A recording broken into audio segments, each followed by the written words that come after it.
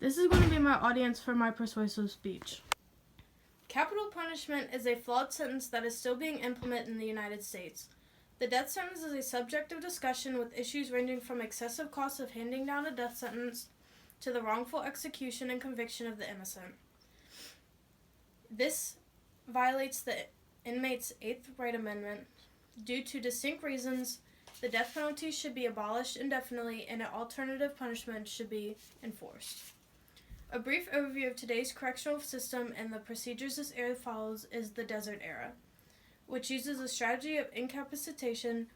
Legislature has also developed policies backed by private correctional facilities such as Get Tough Laws and the Three-Strike Rule. Originally, death sentences were to be sought in the worst of the worst cases of violent offenses. Now the list of uses has increased over the years and includes a wider scope of crimes. Developments have come to light in providing factual evidence of the death penalty is not the best option and raises questions of whether it deters criminal activity, according to the Abolishing the Death Penalty a debate.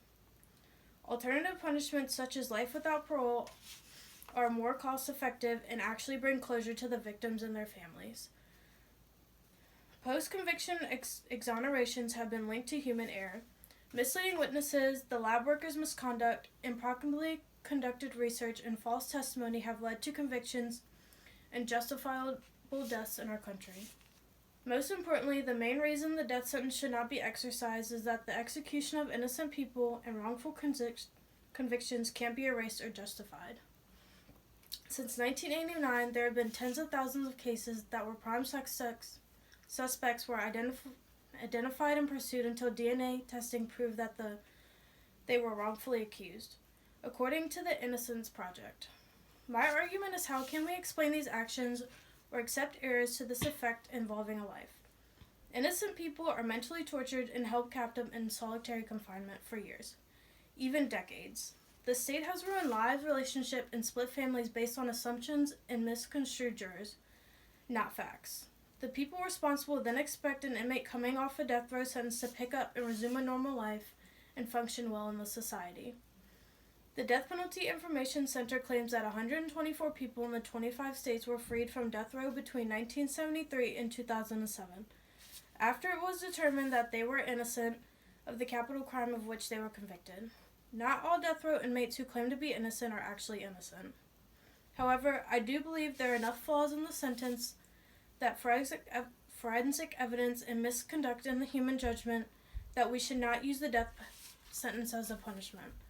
Another reason why the death sentence should be abolished is that the death row inmates are detained in places of confinement for years, awaiting their execution.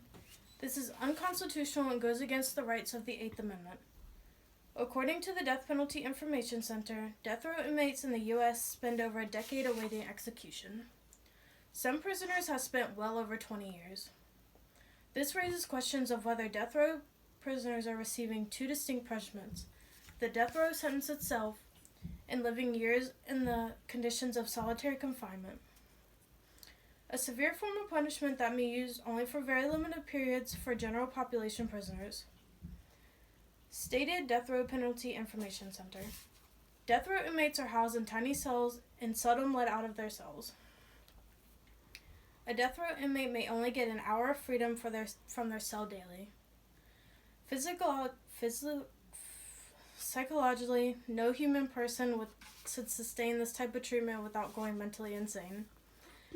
Finally, if we took a look at it from a financial perspective, it costs more to carry out a death sentence on an inmate to life in prison without parole.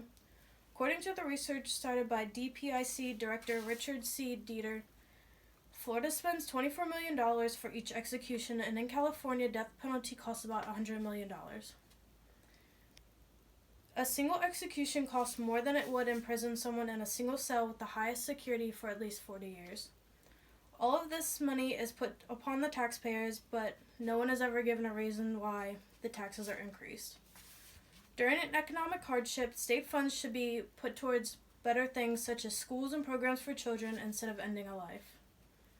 Life without parole does not involve years of appeal on inmates will be sent to a correctional facility to serve their sentence immediately, giving the victim a sense of peace and closure.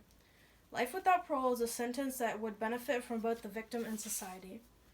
Alternative sentencing should be enforced, such as life without parole, and the death penalty should be abolished. It violates on the inmate's Eighth Amendment right to protect from cruel and unusual punishment, as inmates are placed in inhumane conditions. The death sentence has taken innocent lives and impacted many. The American philosophy should be based on incapacitation, as punishment should be handed down to criminals who commit the most heinous crimes. The state will not be committing any act of violence to justify an act of violence.